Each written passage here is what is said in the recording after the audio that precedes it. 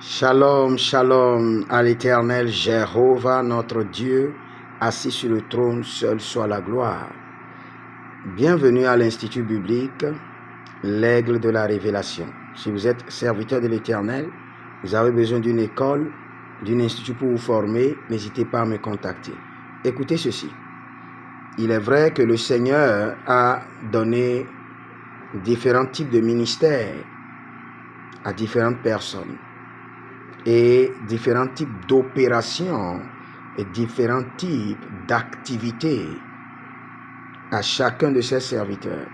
C'est vrai, d'autres sont appelés prophètes, d'autres sont établis apôtres, oui, d'autres sont appelés évangélistes, docteurs et pasteurs, et d'autres sont dans les opérations de la guérison, de la délivrance, du prophétique.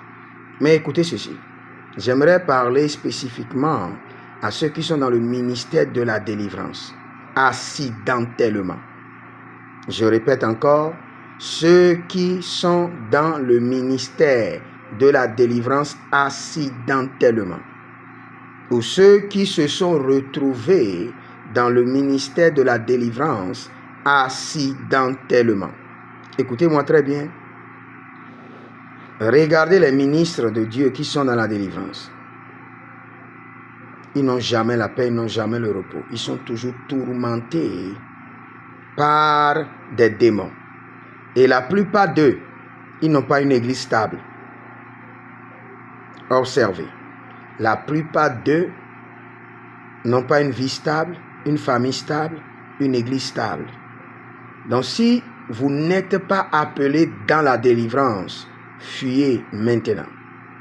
Car les batailles dans ce domaine sont étranges et sont pour toujours. De génération en génération, les démons ne manqueront pas de vous tourmenter, de tourmenter vos enfants, les enfants de vos enfants.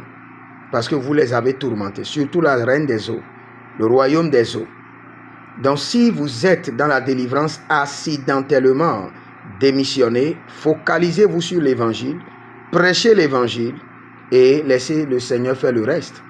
Sinon, vous aurez des batailles que vous ne pourriez jamais contrôler.